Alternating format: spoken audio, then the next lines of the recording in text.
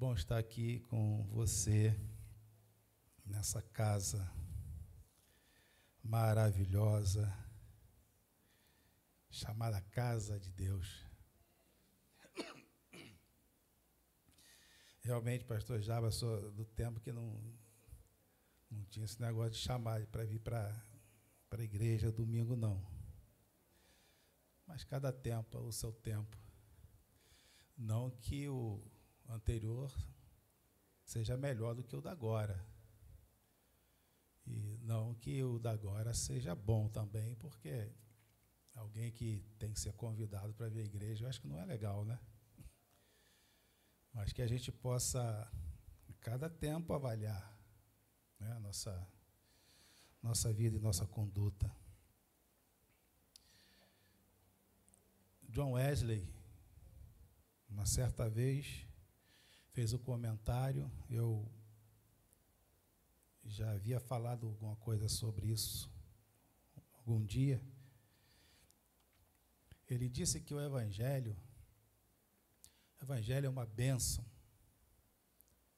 Na sua época, na Inglaterra, as pessoas tinham muita dificuldade, como hoje também. Existem muitas dificuldades, principalmente aqui no Brasil. Você, como cidadão, você enfrenta as suas dificuldades diárias. João Wesley falava que a igreja, ele nunca foi metodista. Ele foi fundador do metodismo, mas ele nunca foi metodista. A igreja metodista vem surgir depois. Ele liderava um movimento que era chamado dos metodistas.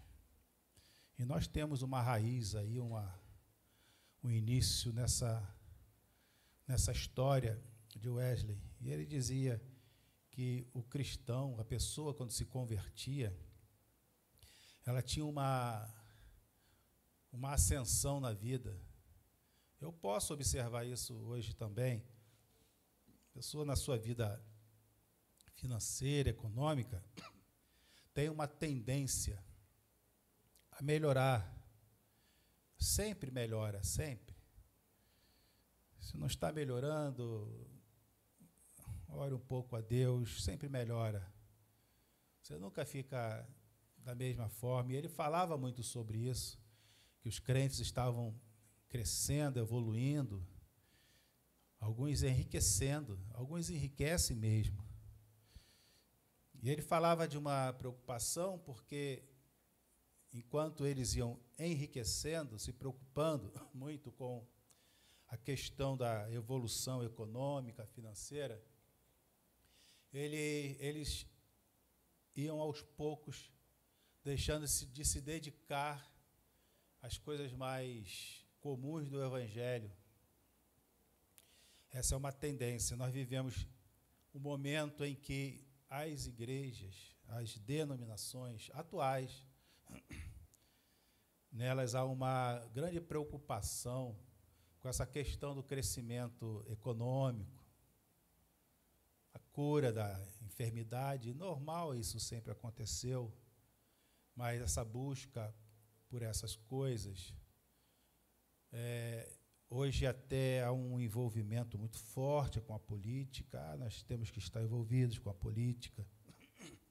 E essas coisas todas, elas fazem com que a igreja se afaste um pouco das necessidades básicas do cristão, do cristianismo.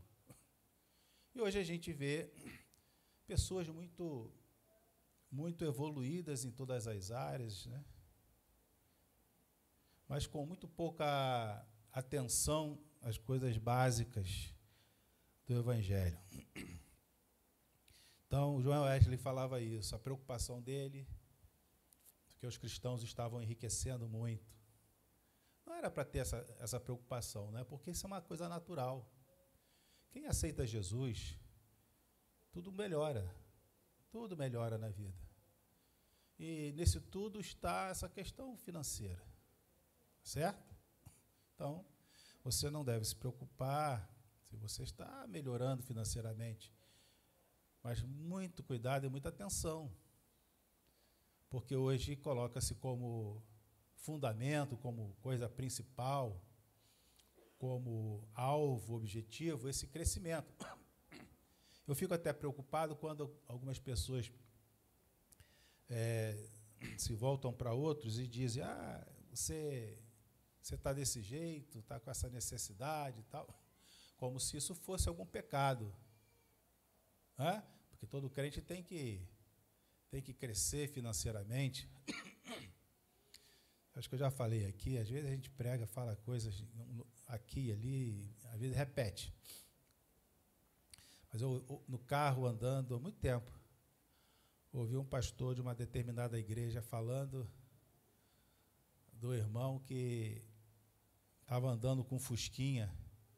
Ele falou: você está andando com fusquinha? Ele falava mesmo, de uma forma parece que estava afrontando. Você está andando com esse fusquinha? Você tem que trocar esse fusquinha, rapaz. Você é um cristão. Eu fiquei pensando: mas o cristão não pode ter fusquinha? Eu tive uma época que eu andava com Fiat 147, que enguiçava toda esquina, ele enguiçava. Toda esquina ele enguiçava. E aquilo me deu muito trabalho. Eu fiquei até envergonhado. Não pode ter um fusquinha? Então, se você tem um fusquinha, não fique aí acanhado, não. É uma bênção de Deus na tua vida. Mas isso não é uma regra.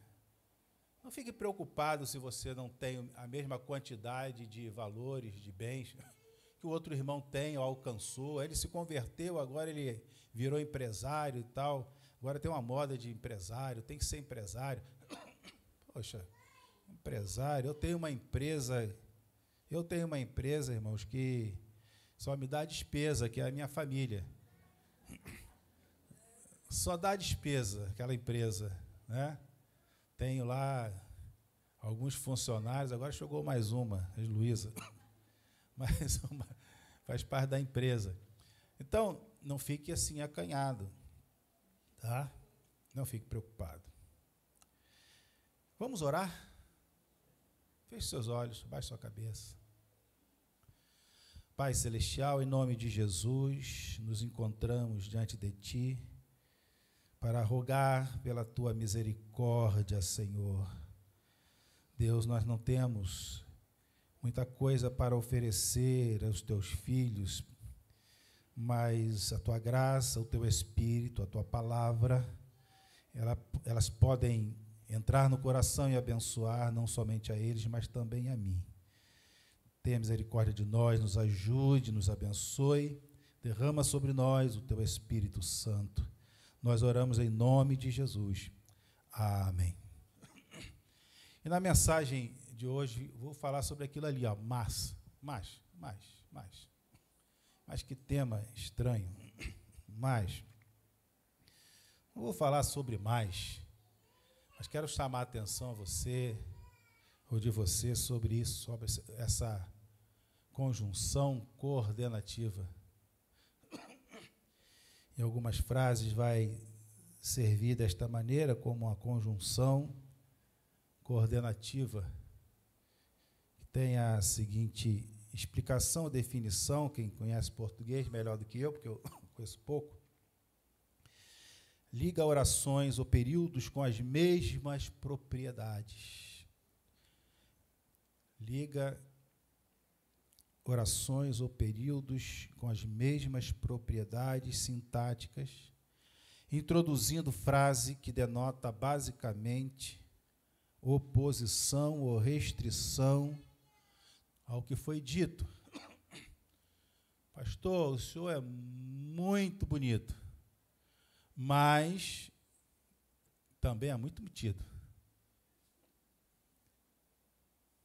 Então, esse mais, ele faz essa ligação entre essas duas orações, né?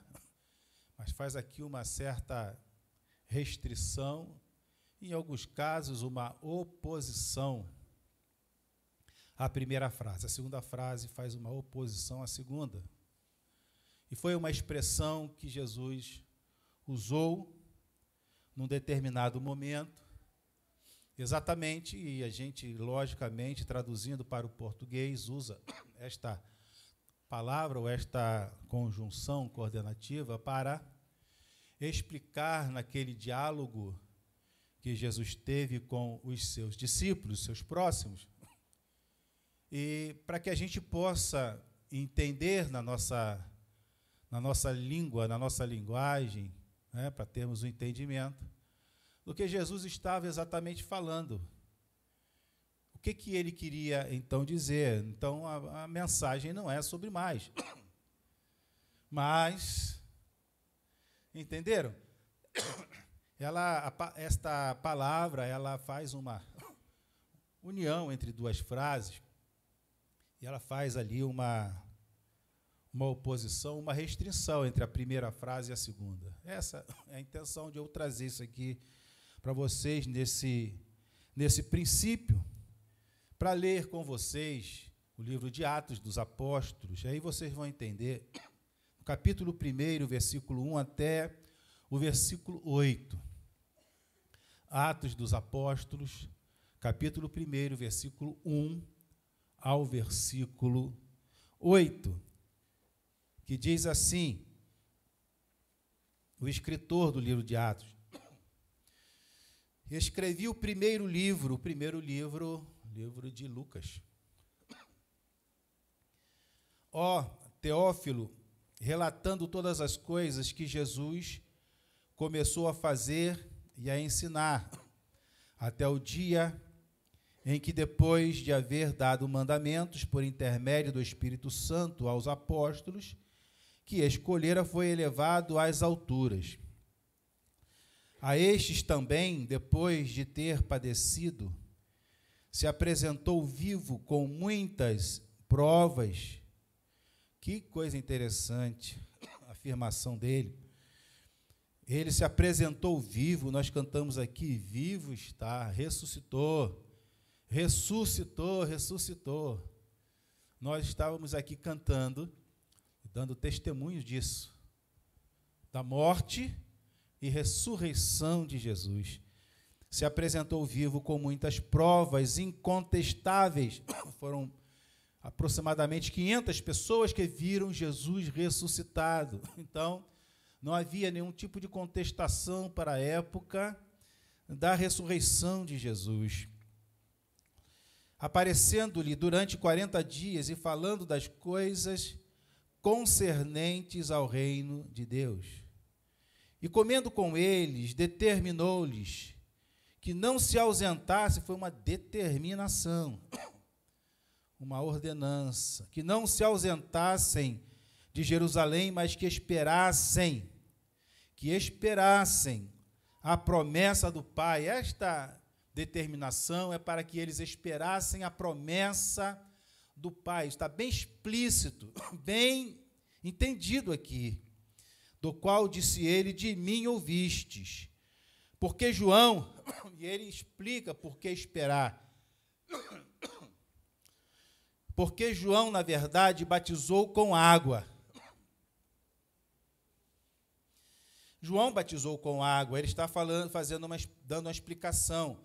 Mas vós sereis batizados com o Espírito Santo, não muito depois destes dias. Então, os que estavam reunidos lhe perguntaram: Senhor, será este o tempo em que restaures o reino a Israel? Parece que eles entram no outro tema, no outro assunto. Parece que eles não estão acompanhando o que Jesus está falando. Olha, esperem até que vocês sejam batizados com o Espírito Santo. João batizou com água, mas vocês vão ser batizados com o Espírito Santo. Fiquem atentos, esperando, porque isto vai acontecer. Senhor, aí vem uma pergunta. Será este o tempo em que restaures o reino a Israel? Respondeu-lhes: não vos compete conhecer tempos ou épocas que o Pai reservou pela sua exclusiva autoridade, mas recebereis poder ao descer sobre vós o Espírito Santo, e sereis minhas testemunhas, tanto em Jerusalém como em toda a Judéia e Samaria, e até aos confins da terra. Será esse o tempo em que tu vais restaurar o reino de Israel? Esta era a minha preocupação, Senhor. Os romanos estão aí, entrando pelas ruas, pelos estabelecimentos de Jerusalém. Nós andamos dentro de Jerusalém como se fôssemos livres, porém, temos um governo que não é próprio, e desde o tempo em que o povo foi levado cativo, que nós vivemos esse dilema, tem sempre alguém sobre nós.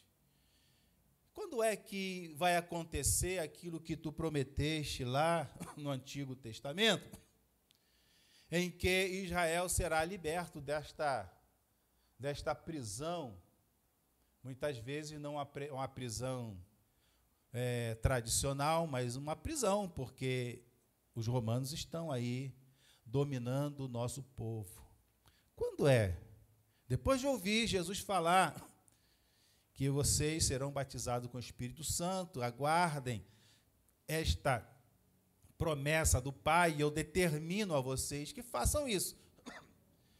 E eles parecem que começam a divagar no pensamento, no coração, e eles chegam então àquela pergunta: quando será?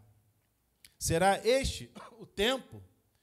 Porque Jesus parecia um homem influente, todo mundo ouvia Jesus, e ele tinha ideias que na cabeça dos discípulos poderia ser um pouco revolucionária, ninguém tinha falado como ele falava. E ele falava de libertação, ele falava de liberdade. Eles não entendiam o que isto significava. E eles estão pensando como outros, eles estão pensando que Jesus ia libertar eles daquele jugo romano. E esta era a preocupação dos discípulos naquela época, naquele momento.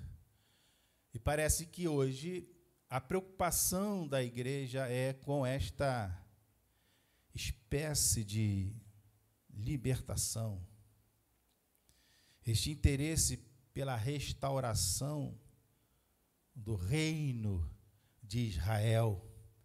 Parece que o reino de Israel nosso é a nossa vida, é a nossa casa, é a nossa família, é o nosso emprego, é o nosso dinheiro, é a nossa saúde. Quando é que vai haver uma libertação completa dessas coisas? Porque às vezes não queremos enfrentar o dia a dia, nós não queremos enfrentar as dificuldades do dia, achamos que tudo será resolvido de imediato. É bem verdade que todo aquele que aceita Jesus, se converte ao Evangelho, ele tem a sua vida naquele momento restaurada, mudada, e ele começa a melhorar em tudo. Ele tem saúde melhorada, restaurada, ele tem a sua vida financeira restaurada, melhorada, ele tem a sua família melhorada, restaurada, mas nem tudo está ou será resolvido de imediato. Parece que isso vai num crescente, nós vamos melhorando e sendo abençoados e buscando a cada dia uma melhora.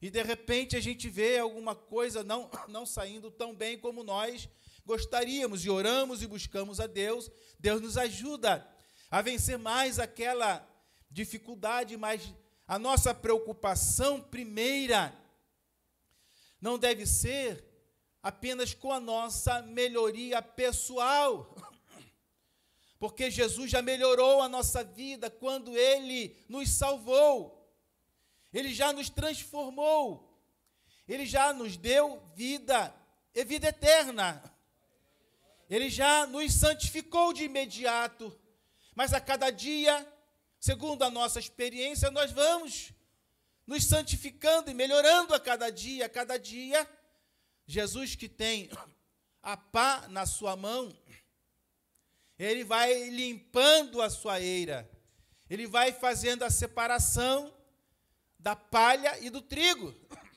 Ele joga a palha para ser queimada, as coisas que não prestam, ele vai limpando. E olha que esta palavra de João Batista vem depois de ele dizer que vocês serão batizados com o Espírito Santo. É bom que a gente entenda que Israel começa a ser restaurado já no tempo de Jeremias.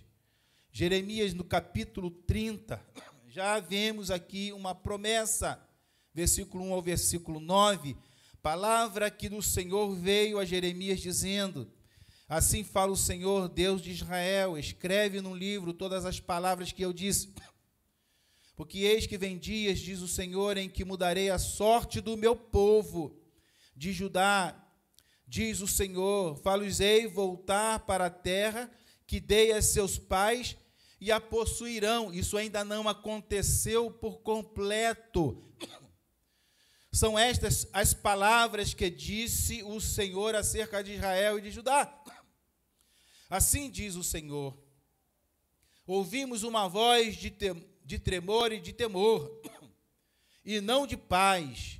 Perguntai, pois, e vede se acaso um homem tem dores de parto, porque vejo, pois, a cada homem com as mãos na cintura, como a que está dando à luz. E por que tornaram pálidos todos os rostos? Ah, que grande é aquele dia, e não há outro semelhante.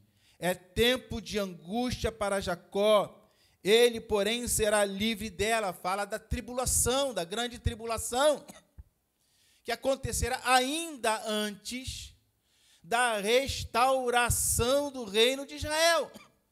Então, tem muita água para rolar debaixo dessa ponte.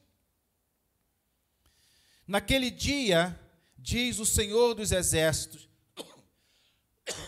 eu quebrarei o seu jugo de sobre o teu pescoço, e quebrarei os teus canzis, e nunca mais estrangeiros farão escravo este povo, que servirá ao Senhor, seu Deus, como também a Davi, seu rei, que lhe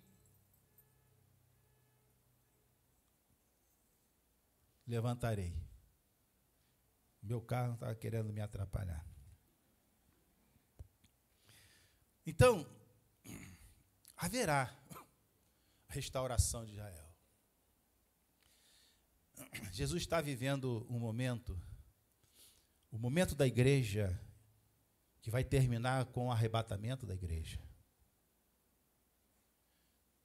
Os discípulos estavam vivendo o que acontece ou acontecerá depois do arrebatamento, a restauração do reino a Israel.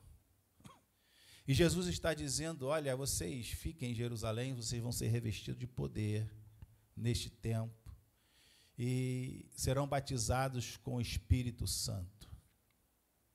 Eu ordeno que vocês fiquem ali.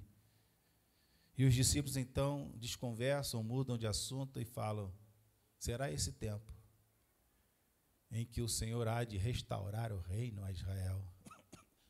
Jesus disse assim: puxa vida, eles não estão entendendo. E ele fala aquilo que disse lá no livro de Atos: não convém a vocês saber os tempos, mas oposição ao primeiro tema. Não convém a vocês, mas vou falar sobre outra coisa que é importante para vocês. Não convém ficar na internet vendo coisas sobre restauração de Israel. É muito interessante estudar, aprender e saber onde as coisas estão colocadas e colocá-las no seu devido lugar e no seu devido tempo. Mas não fiquem espantados com essas pessoas que vivem aí fazendo propaganda de coisas que vão acontecer que não é agora. Jesus diz assim: não convém a vocês saber, conhecer os tempos. Não é competência de vocês. Não compete, na minha versão diz, não compete a vocês saber os tempos dessas coisas sobre restauração de Israel. Algo que está determinado sob o poder de Deus, é o que Jesus fala. Este é um poder restrito. Este é um poder exclusivo do Pai. Isto vai acontecer dentro do seu poder, da sua autoridade. Vocês não estão incluídos nisto. Vocês não vão decifrar isto, a não ser quando Ele autorize. Vocês não vão determinar dias, tem gente fazendo contas. Vocês não vão chegar ali, porque esta é uma competência do Pai. Não compete a vocês. Algo que está sob o poder de Deus. Não vos compete conhecer tempos ou épocas que o Pai reservou pela sua exclusiva autoridade. Algumas versões falam poder. Mas, e aí ele fala para os discípulos, ele fala para você e para mim, mas recebereis poder ao descer sobre vós o Espírito Santo, e sereis minhas testemunhas. É isto que nos compete. Lucas capítulo 24, versículo 21. Deus tenha misericórdia de mim e me deixe chegar até o final. 24 e 21. Versículo 21. Diz exatamente assim: e começando por Moisés, discorrendo por todos os profetas, expunha-lhes o que a seu respeito constava em todas as Escrituras. Quando se aproximava da aldeia para onde iam, fez ele menção, passar adiante. Eu acho que eu errei aqui. Fui mais adiante. Não era isso que eu queria ler, o 21. Ora, os discípulos conversando no caminho de Emaús, falando com Jesus, nós esperávamos que fosse ele quem havia de remir, de salvar, de livrar a Israel. Mas depois de tudo isto, já na ressurreição de Jesus, este o terceiro dia, desde que tais coisas sucederam. Ora, Jesus morreu, nós estamos conversando sobre a sua morte. Alguns falam até sobre a ressurreição dele.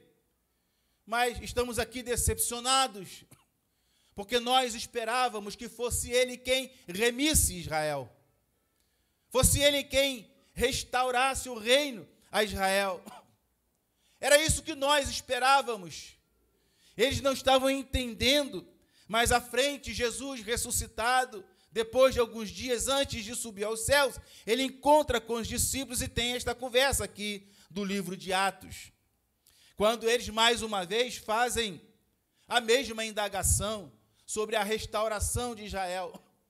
E às vezes a gente fica nesta indagação: quando é que vai acontecer isto? Quando é que vai acontecer aquilo? A promessa para mim, quando é que vai acontecer? Quando é que a minha família será totalmente restaurada?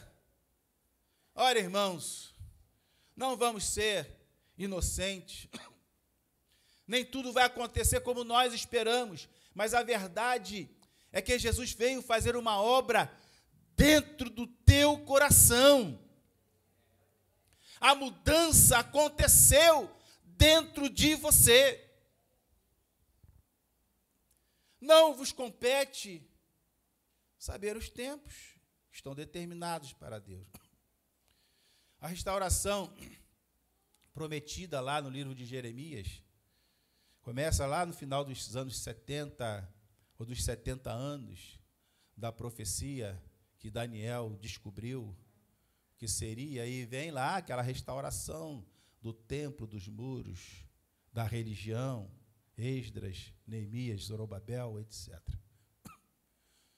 Começa ali a restauração. Mas nos anos 70 depois de Cristo, os romanos entram em Jerusalém e tomam tudo, e destroem tudo. E os judeus se dispersam pelo mundo mais uma vez.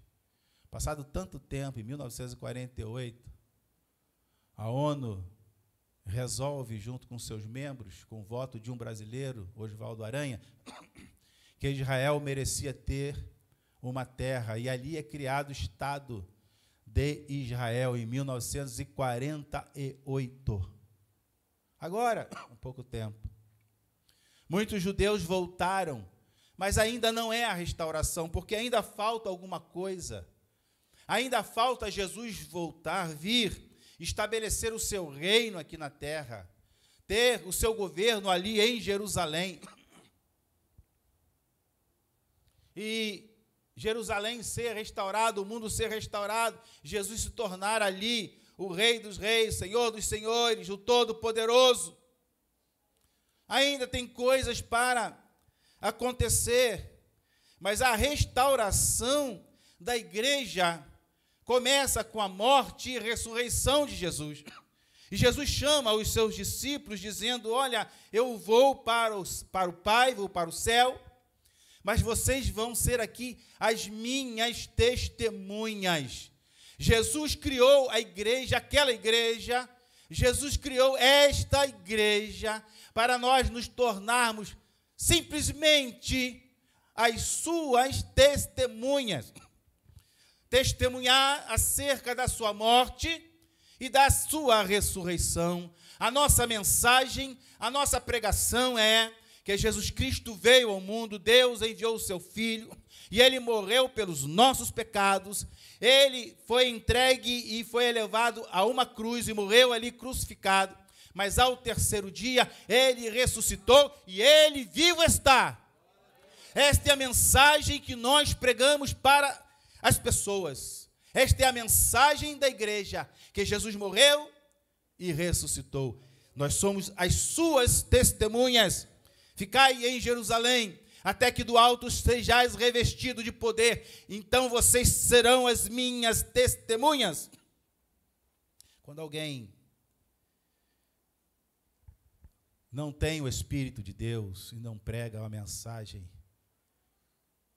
de restauração de vida, dizendo que Jesus morreu, mas Ele está vivo, aleluia, e que o poder está nele para restaurar, não apenas Israel no futuro, mas restaurar a vida, o coração de todo aquele que nele crê.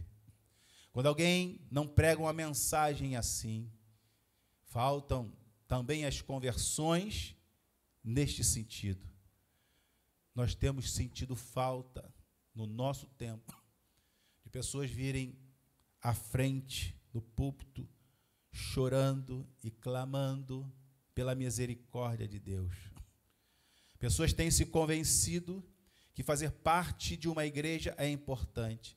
Pessoas têm se convencido que mudar de vida é importante. Pessoas têm se convencido que ter as suas enfermidades curadas é importante. Pessoas têm se convencido que ter a sua família restaurada é importante, mas não temos visto tantas pessoas se convencendo que precisam se arrepender dos seus pecados. Aquele que está em adultério precisa largar o adultério. Aquele que está roubando nos seus negócios tem que deixar de roubar. Aquele que está se drogando precisa deixar de se drogar. Aquele que está vivendo uma vida sem Deus, imunda, precisa largar essas coisas. Não sei quantas pessoas têm se convencido disso, Mas a verdade é que a restauração de vida, a mudança de vida, a pregação do Evangelho, o que Jesus mandou você fazer, é pregar que Jesus morreu, ressuscitou ao terceiro dia, e que você precisa se arrepender dos seus pecados. E muitas vezes, quando isso acontece, as pessoas lamentam e choram. Não que seja obrigado alguém chorar por isso, mas tem nos faltado um pouco de choro de arrependimento. Muitas igrejas têm recebido pessoas que querem fazer parte, isso é muito bom. Quero fazer parte desta igreja. Isto é muito bom. Nós temos muitas pessoas aqui que são membros da igreja. Mas é preciso que você que vem buscar abrigo na igreja, nesta igreja ou em qualquer igreja, que você se arrependa de todos os seus pecados, porque senão você será um membro de igreja, mas nunca será um salvo. E a salvação é para aquele que se arrepende dos seus pecados. A igreja precisa de restauração, de vida espiritual. O nosso interesse pela restauração de Israel não pode se confundir com o nosso, ou se confunde, melhor dizendo, com o nosso desinteresse pela restauração genuína e espiritual. Lucas capítulo 24, 44. Lucas capítulo 24, 44. Eu não vou me alongar com você. 24, 44 a 49. A seguir, Jesus lhes disse: são estas palavras que eu vos falei, estando ainda convosco. Importava se cumprisse tudo o que de mim está escrito na lei de Moisés e nos profetas e nos salmos. Então lhes abriu o entendimento para compreenderem as Escrituras. Ele lhes disse: assim está escrito, que o Cristo havia de padecer e ressuscitar dentre os mortos no terceiro dia, e que em seu nome se pregasse arrependimento para remissão, para apagar, para tirar, para eliminar pecados a todas as nações, começando de Jerusalém. Vós sois testemunhas destas coisas. Jesus falava para as testemunhas oculares, para nós fala testemunhas que devem ser cheias do Espírito. Eis que envio sobre vós a promessa de meu Pai. E a promessa aqui é para a igreja, não é a promessa feita a Israel, da restauração de Israel, é a promessa para a igreja. Eis que envio sobre vós a promessa de meu Pai. Permanecei, pois, na cidade, até que do alto sejais revestidos de poder. Isso se completa com a passagem de Joel capítulo 2, eu quero ler com você, Joel capítulo 2, versículo 28 a 32, 28 a 32. E acontecerá depois que derramarei o meu espírito sobre toda a carne. Vossos filhos e vossas filhas profetizarão, vossos velhos sonharão, e vossos jovens terão visões. Até sobre os servos e sobre as servas derramarei o meu espírito naqueles dias. Mostrarei prodígios no céu e na terra, sangue, fogo e colunas de fumaça. O sol se converterá em trevas e a lua em sangue, antes que venha o grande e terrível dia do Senhor. E acontecerá depois que derramarei o meu espírito sobre toda a carne. Não compete a você saber os tempos da restauração de Israel, mas recebereis poder. Mas recebereis poder. Eu não sei quantos já receberam este poder. Alguns dizem, quando se converte, ele recebe o Espírito Santo. Sim, quem nasceu da água nasceu da água, mas é preciso nascer da água e do Espírito, novo nascimento. Alguém que nasce de novo recebe o Espírito de Deus. Mas eu falo sobre o Espírito Santo que deve ser derramado sobre a sua vida. E às vezes a gente negligencia isso e acha que essas coisas, elas não fazem sentido. Não se deixe enganar. Não se deixe enganar. Você precisa ser cheio do Espírito Santo. Ah, pastor, o senhor está falando sobre batismo com o Espírito Santo? Falo de batismo com o Espírito Santo. Falo sim. Esta é a minha experiência. Aliás, vou repetir João Wesley. João Wesley dizia, 3 coisas você deve observar: a razão, a fé e a experiência. E se alguém puder falar da sua experiência, que fale da sua experiência. Eu vou falar da minha fé, da minha razão e da minha experiência. Eu sei o dia e a hora em que fui batizado com o Espírito Santo. Esta é a minha experiência. Eu não sei qual é a sua experiência. É verdade, pastor, que a pessoa precisa ser batizada com o Espírito Santo para ser salva? Não, não é verdade. Isto não é verdade, porque quem nasceu do Espírito é do Espírito. Tem o Espírito de Deus. Todo salvo tem o Espírito de Deus. Mas existe algo, irmãos, que nós temos, sim, esquecido, negligenciado. Eu digo nós, a igreja moderna, a igreja de hoje. Temos usado os nossos argumentos para convencer as pessoas a se arrependerem. O apóstolo Paulo, chegando em Coríntios, disse, olha, eu não vim aqui falar com vocês através de argumentos sublimes, sublimidades de palavras, mas eu vim aqui falar com vocês, trazendo as minhas experiências de espírito e poder. Eu não prego mensagem que sejam convincentes, elaboradas. Não, ele tinha a teologia, ele tinha a elaboração da mensagem, mas não era isto que norteava a sua mensagem. Ele precisava pregar uma mensagem cheio do Espírito de Deus, porque é o Espírito de Deus que convence o homem do pecado, da justiça e do juízo. Encha-se do Espírito Santo. Atos capítulo 1, versículo 8. Mas recebereis poder ao descer sobre vós o Espírito Santo e sereis minhas testemunhas. Atos 2, 1 a 4. Ao cumprir-se o dia de Pentecostes, estavam todos reunidos no mesmo lugar.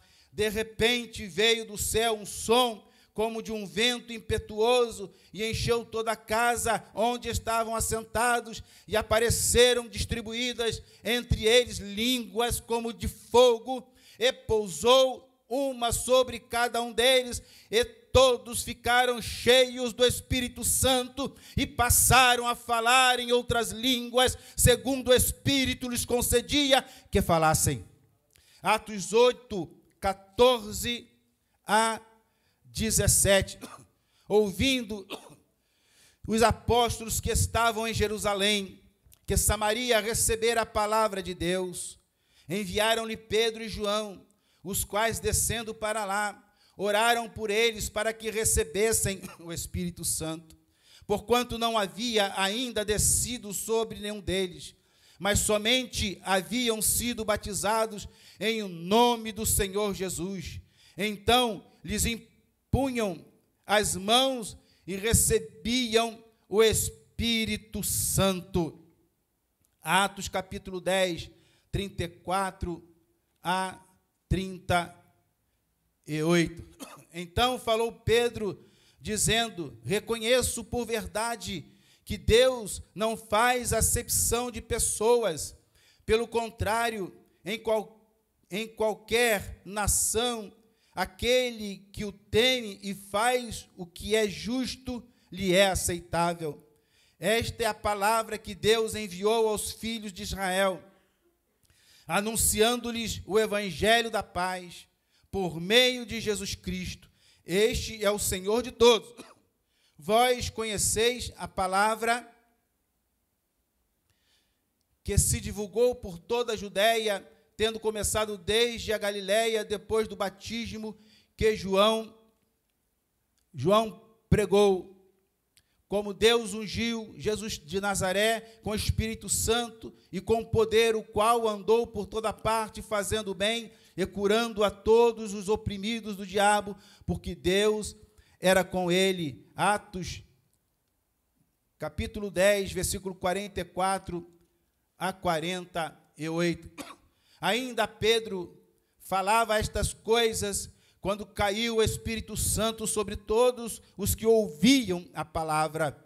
E os fiéis que eram da circuncisão, que vieram com Pedro, admiraram-se, porque também sobre os gentios foi derramado o dom do Espírito Santo, pois os ouviam falando em línguas e engrandecendo a Deus. Então perguntou Pedro: porventura pode alguém recusar a água para que não sejam batizados estes que, assim como nós, receberam o Espírito Santo? Atos capítulo 11, versículo 13 ao versículo 16. E ele nos contou como vira o anjo em pé em sua casa, e que ele dissera: envia Jope e manda chamar Simão, por sobrenome Pedro, o qual te dirá palavras mediante as quais serás salvo, tu e toda a tua casa. Quando, porém, comecei a falar, caiu o Espírito Santo sobre eles, como também sobre nós no princípio. Então me lembrei da palavra do Senhor, quando disse: João, na verdade, batizou com água, mas vós sereis batizados com o Espírito Santo. Atos capítulo 19, versículo 1 ao versículo 7, é onde eu termino. Versículo 1 ao versículo 7. Aconteceu que, estando Apolo em Corinto, Paulo, tendo passado pelas regiões mais altas, chegou a Éfeso.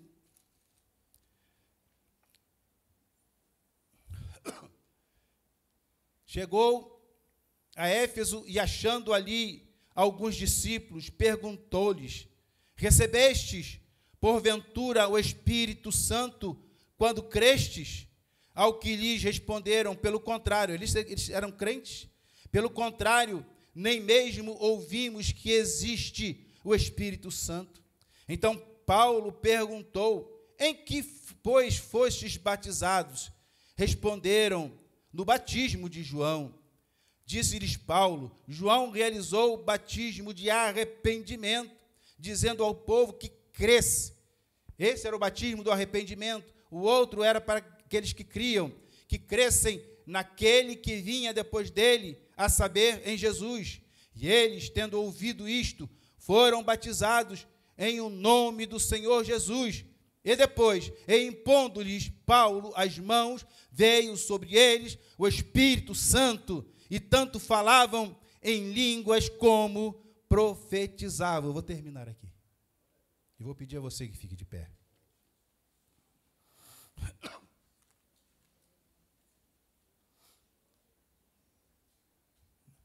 Quem sou eu para ensinar muitas coisas, todas as coisas, e dizer que sei tudo? Eu falo da minha experiência, da minha vida e daquilo que Deus tem me ensinado. Em muitas coisas posso errar, mas não quero falar de nada que não esteja na palavra de Deus. Creio que Deus quer fazer desta igreja. Creio que Deus quer fazer de você e de mim verdadeiras testemunhas da sua morte e ressurreição. Quando nos enchermos, quando você e eu estivermos cheios do Espírito Santo, nós não teremos tempo para coisa alguma. Nós não pensaremos em coisa alguma, a não ser nas almas. Nós não nos ocuparemos com coisa nenhuma a mais. Tudo que fizermos, faremos para avisar aquela alma que ainda não se arrependeu dos seus pecados. Mas ninguém se arrepende dos seus pecados se não for convencido. Paulo dizia: as minhas palavras não podem ser convincentes se vierem recheadas de sublimidades, argumentos humanos, filosóficos, teóricos. Essas coisas nos ajudam a crescer um pouco mais, melhorar em nossa vida cotidiana, mas elas não fazem sentido algum se o Espírito de Deus não estiver em nós. E se você aceitou Jesus como seu Salvador e ainda não foi preenchido com o Espírito Santo, se você não buscou ou você ainda não recebeu, e muitos recebiam através da imposição das mãos, eram cheios do Espírito Santo, esse momento é um momento que você tem para pedir a Deus: Deus, eu não quero ser mais um, eu quero ser uma testemunha fiel da morte e ressurreição de Jesus. Mas aonde eu chegar e eu abrir a minha boca, eu preciso, Senhor, que a Tua palavra faça algum sentido, surta algum efeito na vida das pessoas. Por tudo aquilo que eu carreguei desde a minha infância, tudo que eu aprendi durante a minha vida, é muito bom para mim, mas nada se compara ao poder do Espírito Santo. Não compete a você e a mim saber o que vai acontecer no futuro com Israel, porque nós não estamos tratando de Israel, nós estamos tratando da igreja, e o tempo da igreja está acabando, e ela vai acabar, esse tempo acaba quando Jesus voltar e levar a igreja para o céu. Mas antes que isto aconteça, nós deveremos, além de qualquer coisa e acima de qualquer coisa, nos tornarmos testemunhas fiéis. Ter a coragem de dizer: o meu Jesus morreu, mas Ele ressuscitou e vivo está. Aleluia! Ele que vai restaurar Israel, Ele que restaurou a minha vida e vai restaurar a tua vida também. Para que você tenha isto, Jesus falou: mas permanecei em Jerusalém. Mas você não tem autoridade para saber os tempos. Mas quando você receber, aleluia,